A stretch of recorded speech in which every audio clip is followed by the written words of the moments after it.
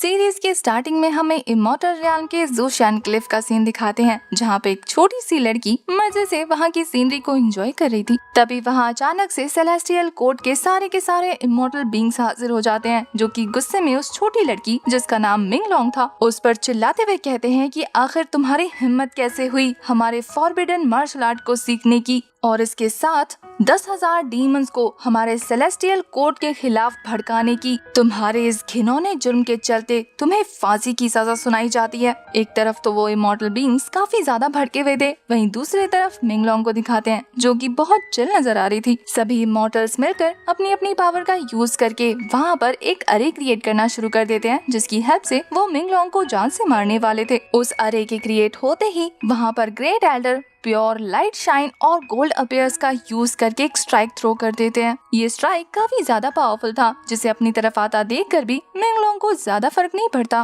बल्कि वो तो अपना कान खुजाते हुए अपने कान के अंदर से एक छोटा सा स्टाफ बाहर निकालती है। अपने ड्रैगन स्टाफ का यूज करते हुए वो उस पावरफुल अटैक को डिस्ट्रॉय करते हुए कहती है कि अब यहाँ पर तबाही मच रही है, मुझे तो पीचेस भी कलेक्ट करने दे, घर जाकर कपड़े भी धोने दे, सारा काम खराब हो गया, इसके लिए तुम्हें सबक तो सिखाना पड़ेगा। ये बोलने के बाद वो अपनी लाठी का यूज करके उनमें से एक एल्डर को मारकर उनका मुंह टेढ़ा कर देती है। तभी वहाँ पर उसकी पावर को यूज करता देखकर अम्ब्रेला यूज करने वाले एल्डर आ जाते हैं, जो कि एक काफी पावरफुल थंडर क्रिएट करते हुए उसके ऊपर अटैक करने वाले थे। पर मिंगलोंग तो काफी ज्यादा स्वैग में उन्हें वहाँ से मारकर गायब कर देती है। और फिर जब बाकी सारे एल्डर्स उस पर थंडर स्ट्राइक करने वाले थे, तो वो उन सभी को मारकर कहती है कि मुझसे दूर रहो। उस अकेली छोटी लड़की ने अपनी पावर की हेल्प से उन सभी एल्डर्स के नाक में दम कर दिया था। अब वो इन सभी के मास्टरमाइंड जेड एम्परर को चुनौती देते हुए कहती है कि ओल्ड जेड एम्परर, क्या आप सामने भी आएंगे या इसी तरीके से छुप छुप कर डर्टी ट्रिक्स प्ले करते रहेंगे। खुद को चुनौती देता देखकर जेड एम्परर भड़कते हुए मिंगलोंग पर बरसते हुए कहते हैं कि तुम्हारी हिम्मत कैसे हुई मुझे चुनौती देने की, क्या तुम्हें थोड़ा सा भी पछतावा है कि तुमने क्या किया। तुमने इमॉर्टल्स के रूल को ब्रेक किया है और तुम्हारा ये गुनाह माफी के लायक नहीं। तुम्हें तुम्हारे क्राइम की बहुत बड़ी सजा मिलने वाली है। और जेड एम्परर के हाथ काफी ज्यादा जाइंट थे, वो उसे क्रश करने के लिए धीरे धीरे आगे बढ़ने लगते हैं। वहीं मिंगलोंग भी अपने फिंगर्स को उसी तरफ पॉइंट करते हुए अपनी पावर रिलीज करने लगती है। मिंगलोंग का कहना था कि ये कैसे बकवास नियम है जो कि सिर्फ किसी को मारने के लिए बनाए गए हैं। उन दोनों के ही अटैक्स जब आपस में टकराते हैं तो काफी बड़ा विस्फोट होता है। तभी हमें एक नरेटेड वॉइस सुनाई देती है जो कि बताती है कि 1,20,000 साल पहले मिंगलोंग नाम की सुप्रीम इमॉर्टल, जिसके खिलाफ सभी सेलेस्टियल पैलेस के इमॉर्टल्स ने मिलकर ग्रेट बाइंडिंग फॉर्मेशन क्रिएट किया था, उसने इमॉर्टल्स के खिलाफ विद्रोह करते हुए खुद को सेल्फ डिस्ट्रक्ट कर दिया। मिंगलोंग को दिखाते हैं जो कि जेड एम्परर के इस रवैये से काफी ज्यादा नाराज होते हुए कहती है कि बेशक से मैं मर जाऊं, लेकिन मैं फिर भी तुम लोगों के अंदर डर बैठा कर रहूंगी। हमें उस नरेटेड वॉइस के जरिए पता लगता है कि मिंगलोंग जब तक जेड सेलेस्टियल पैलेस में थी उसने वहाँ पर काफी तबाही मचा के रखी हुई थी, और उसके सेल्फ डिस्ट्रक्टेड होने के बाद इमॉर्टल्स की काफी बड़ी आर्मी बुरी तरीके से डिस्ट्रॉय हो चुकी थी, और उसका वो गोल्डन स्टाफ उसके मरने के बाद एक उल्का पिंड में क्रिएट होकर पानी में गायब हो जाता है। अब कहानी प्रेजेंट में यानी कि 1,20,000 साल के बाद दिखाते हैं। ये जगह थी तोंगटियान स्वॉर्ड सेक्ट, जहाँ के इमॉर्टल बीस्ट गार्डन में हमारे हीरो वुयू को काफी बेरहमी से पोल से बांधकर काफी बुरी तरीके से पीटा जा रहा था। वो सर्वेंट उस पर कोड़े बरसाते हुए कहता है कि अभी तक तुमने इस बात को कन्फेस नहीं किया, पर वो यूँ कहता है कि जब मैंने वो क्राइम किया ही नहीं तो फिर तुम क्या चाहते हो कि मैं क्या कन्फेस करूं। वो सर्वेंट तो वुयू को टॉन्ट मारते हुए कहता है कि मेरे ग्रेट प्रिंस वुयू, शायद आप भूल गए हैं कि अब आप तोंगटियान स्वॉर्ड साइड के प्रिंस नहीं बल्कि यहाँ के लोएस्ट सर्वेंट हैं। इसलिए बेहतर होगा कि अपने अकड़ और घमंड को नीचे करते हुए ये एक्सेप्ट कर लो कि तुमने हमारे सेक्ट के क्रेन को जहर देकर मारा है। अब तक तो आप समझ ही गए होंगे कि ये सर्वेंट और कुछ नहीं बल्कि हमारे हीरो को जानबूझकर इस मैटर में फंसाने की तैयारी कर रहा है, जिसके लिए वो यूँ साफ साफ मना कर देता है कि वो मैं नहीं हूँ। उसे अपनी बात ना मानता देखकर जाओ नाम के सर्वेंट को गुस्सा आ जाता है। वो अपनी वाइफ को क्लीन करते हुए कह रहा था कि देखते हैं तुम कब तक टिकते हो, और फिर वो लगातार वुयू पर चाबुक से हमला किए जा रहा था। वुयू की इतनी बेरहम पिटाई देखने के बाद वहाँ पर एक ओल्ड मैन आकर उसे रोकने की कोशिश करने लगता है। इस ओल्ड मैन का नाम सन था, जिसे अपने लिए गिड़गिड़ाता देखकर वुयू कहता है कि अंकल सन, इनके आगे भीख मांगने की कोई जरूरत नहीं, क्योंकि ये सब कुछ इनके आगे यूजलेस है, ये बस मुझे टारगेट कर रहे हैं। ये बात बिल्कुल सच थी, जिस पर भड़कते हुए जाओ उसकी और भी ज्यादा पिटाई लगा रहा था। तभी वहाँ पर एक और पर्सन की एंट्री होती है जिसका नाम सेतो जिन था और वो अपने साथ एक लड़की लेकर आया था जिसका नाम ये गुयू था। सीतू जिन अपने सामने के नजारे को देखकर कहता है कि इतनी रात हो गई है लेकिन अभी तक तुम्हारा ये काम खत्म नहीं हुआ। जाओ उसके आगे झुकते हुए कह रहा था कि मास्टर जिन मुझे माफ कर दीजिए, ये लड़का काफी ज्यादा ढीठ है, ये एक्सेप्ट करने को तैयार ही नहीं कि इसने आपके क्रेन को जहर दिया, पर आप फिक्र मत कीजिए, मैं इससे उगलवा लूंगा। पर सीतू जिन तो सर्वेंट को धमकाते हुए कहता है कि मुझे ऐसा क्यों लग रहा है कि तुम काफी ज्यादा पोलाइट हो रहे हो।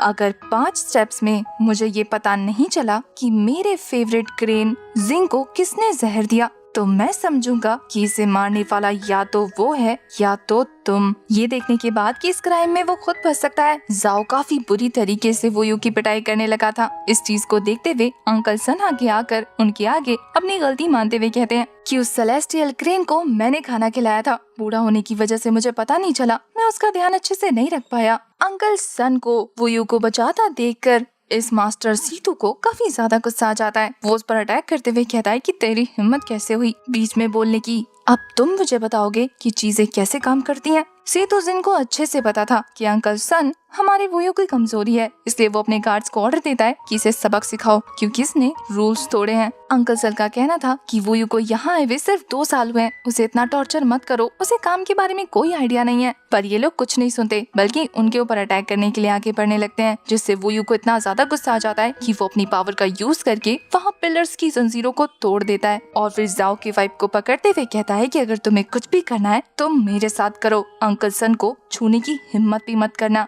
वोयो ने काफी बुरी तरीके से जाओ को हिट करने के बाद सीतू की तरफ अपना रुख कर लिया था, इससे पहले कि वो उसे एक पंच मारकर ये बता पाता कि रूल्स बेवकूफ तुमने बनाए हैं। उससे पहले ही एक स्वॉर्ड उसकी छाती के आर पार हो जाती है। सीतू जिन काफी बेरहमी से उसी के सामने उसे मरता हुआ छोड़कर कहता है कि वोयू सबसे लोएस्ट सर्वेंट ने यहाँ के सबसे बड़े रूल को ब्रेक किया है, यंग मास्टर पर जानलेवा हमला करने का जुर्म, इसलिए उसे ऑन द स्पॉट मारा गया। वोयू के मरने के बाद इसका सारा काम खत्म हो चुका था क्योंकि उसने एक प्रिंस को अपने रास्ते से हटा दिया। वोयू को जान से मारने के बाद वो वहाँ से जाते हुए वोयू से इस बात की शिकायत करने लगता है कि तुमने उसे मारकर मेरे कपड़े गंदे कर दिए, मारना ही था तो थोड़ा अच्छे से मारती। बिग ब्रदर ने तुम्हें ये नहीं कहा कि तुम्हें मेरी सारी चीजों का ध्यान रखना चाहिए। पर वोयू कहती है कि ब्रदर सांग ने सिर्फ मुझे तुम्हें प्रोटेक्ट करने का काम दिया है, इसके अलावा मुझे और कुछ नहीं पता। ये गोयू असल में सीतू जिन की बॉडीगार्ड है। वोयू की सिर्फ एक ही इंसान परवाह करता था और वो थे अंकल सन, जिनका कोई नहीं था। वो वोयू को दफनाते हुए उसके साथ अपनी एक कीमती चीज, एक छोटा सा मेटेरॉइड रखते हैं। चाइनीज कल्चर में ऐसा माना जाता है कि आपके चाहने वाले के साथ अगर एक कीमती चीज रखें तो उनका स्वर्ग का रास्ता आसान हो जाता है। वो ओल्ड मैन वोयू की ग्रेव पर बैठकर काफी ज्यादा इमोशनल होते हुए कहते हैं कि इन 2 सालों में मैंने तुम्हें बिल्कुल अपने बेटे जैसा माना, हमारा रिश्ता बिल्कुल बाप बेटे जैसा था। तुम्हारे अलावा मेरी जिंदगी में कोई भी खास इंसान नहीं है, इसलिए मेरे लिए जो चीज सबसे ज्यादा वैल्यूएबल थी, मेरे एंसेस्टर का छोड़ा हुआ ये मेटेरॉइड, मैंने इसे तुम्हारे साथ दफनाया है। आशा करता हूँ कि तुम्हारे स्वर्ग की जर्नी आरामदायक हो। वहीं दूसरी तरफ हमें वोयू के ग्रेव के अंदर का सीन दिखाते हैं जहां वो मेट्रॉइड उसकी बॉडी के अंदर एब्जॉर्ब हो चुका था। धीरे धीरे उसकी सोल गहरे खाई की तरफ आगे बढ़ने लगती है और उसके सामने धीरे धीरे उसे अपनी पास्ट लाइफ की झलकियां दिखने लगी थी, जिसके जरिए हमें वोयू का पास्ट पता लगता है कि कैसे वो एक क्राउन प्रिंस से एक लोएस्ट सर्वेंट बन गया। हमें पता लगता है कि कैसे इम्पीरियल कॉन्सोर्ट ने उस पर अपनी बेइज्जती करने का छोटा इल्जाम लगाकर उसे क्राउन प्रिंस ईस्टर्न पैलेस की पद्धति से हटा दिया था। यहाँ वोयू को एक एक करके वो सभी लोग दिखने लगते हैं जिन्होंने उसका मजाक उड़ाया और उसे अपने रास्ते से हटाने के लिए उसे झूठे इल्जामों में फंसाया। आखिरी शब्द जो उसके कानों में बज रहे थे वो ये था कि इम्पीरियल पैलेस के रूल को ब्रेक करने की वजह से उसे फांसी की सजा सुनाई जाती है। वो डिनायल करते हुए कहता है कि नहीं, मैंने ये क्राइम नहीं किए और मैं जीना चाहता हूँ। उसकी जीने की इच्छा शक्ति इतनी ज्यादा उत्तीर्ण थी कि उसकी सोल ब्लैक अबैस में रुक जाती है। और वो उन सभी से बदला लेने की कसम खाता है जिन्होंने उसकी लाइफ को जहन्नम से भी बदतर बना दिया था। कमजोर और पावरलेस होने के बाद उस पर जो अत्याचार किए गए थे वो उनका रिवेंज लेना चाहता था। वो कसम खाता है कि वो खुद को पावरफुल और ताकतवर जरूर बनाएगा। इसी के साथ उसने कसम खाई थी कि वो इमॉर्टल्स को भी एशेस में कन्वर्ट कर देगा।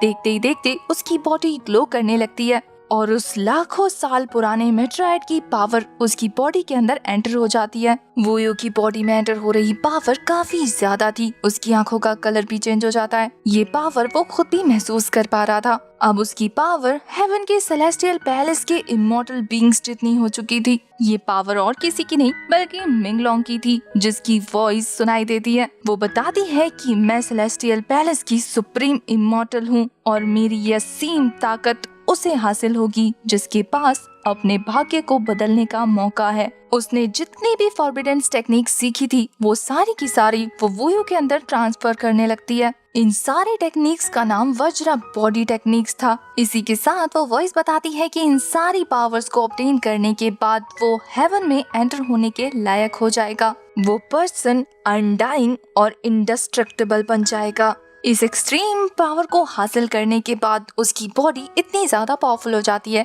कि उसकी बॉडी से कपड़े गायब हो जाते हैं और अब उसे वो गोल्डन स्टाफ भी मिल जाता है जो कि उसे टेलीपोर्ट करते हुए हेवनली पैलेस इमॉर्टल रियाल में ले गया था। उस जगह को देखकर वो यूं समझ जाता है, उसने पहली बार देखा था लेकिन फिर भी वो समझ गया था कि ये जगह जिंदगी के परे है। इधर दूसरी तरफ रियल वर्ल्ड में ओल्ड मैन सन को दिखाते हैं जो कि वोयू की ग्रेव पर बैठकर अपना शोक मना रहे थे कि तभी उनके पास साओ आ जाता है जो कि अंकल सन को टॉन्ट मारते हुए कहता है कि अपने मगरमच्छ के आंसू बहाने बंद करो। अंकल सन को समझ नहीं आता कि अब ये जानवर यहाँ पर क्या लेने आया है। उसके पूछने पर वो कहता है कि ऑफ कोर्स मैं यहाँ तुम्हारे लिए आया हूँ। तुम्हारा पोता कब्र में अकेला लेटा है, तुम्हें उसका साथ देने के लिए उसके पास भी तो भेजना है। अब तुम्हें कुछ करने पर वो थोड़ी ना कब्र से उठकर आकर मुझे मारेगा। इसका मतलब मैं तुम्हारे साथ कुछ भी कर सकता हूँ और आज तुम्हारा आखिरी दिन है। ये बोलने के बाद वो जैसे ही उसे मारने के लिए उस पर हिट करने जाता है तभी वो ग्रेव ब्लास्ट हो जाती है और उसके हिट से साओ काफी दूर जाकर गिरता है। उसे समझ नहीं आता कि अचानक से ये ग्रेव कैसे ब्लास्ट हो गई। तभी हमें पेड़ पे लगा हुआ एक छोटा सा ककून दिखाते हैं जो कि खुद को तोड़ते हुए एक ब्यूटीफुल सी बटरफ्लाई में कन्वर्ट हो जाती है जो कि बहुत ज्यादा पावरफुल थी और ये और किसी को नहीं बल्कि हमारे वोयू को रिप्रेजेंट कर रही थी कि अब वो भी अपने ककून को तोड़कर एक ब्यूटीफुल और पावरफुल बटरफ्लाई में कन्वर्ट हो गया है। वोयू को अपने सामने जिंदा सही सलामत देखने के बाद तो जायो की बोलती बंद हो जाती है। वो कहता है कि तुम ग्रेव से बाहर कैसे आए, तुम तो मारे गए थे ना, क्या तुम भूत हो? पर वहीं दूसरी तरफ शांत वोयू गुस्से में उसकी आंखों का कलर चेंज हो चुका था। वो काफी ज्यादा गुस्से में कहता है कि तुम्हारी हिम्मत कैसे हुई, आखिर तुम किसको कब्र में भेजने वाले थे? अब साओ की खैर नहीं। अब देखना ये है कि नेक्स्ट एपिसोड में हमारा वोयू उसका क्या हल करता है। अगर आपको ये एपिसोड पसंद आया है तो भर भर के नेक्स्ट पार्ट के लिए कमेंट कीजिए। तब तक के लिए bye bye, tata, take care.